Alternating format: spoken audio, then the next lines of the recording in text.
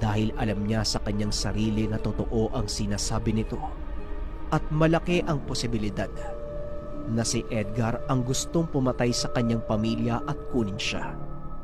Kaya naman ipinaliwanag niya ang lahat kay Sekto, lahat ng sekreto ng asawa niyang si Edgar.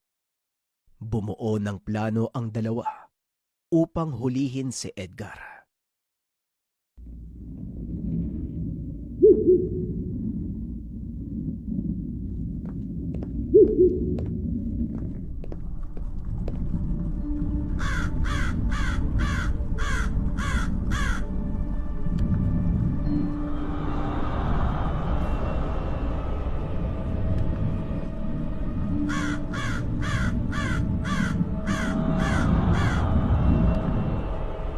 Alam kong nandito ka, Edgar.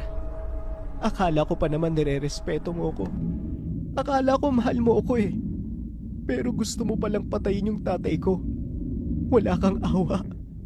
Dinurog mo na yung puso ko sa kasinungalingan mo.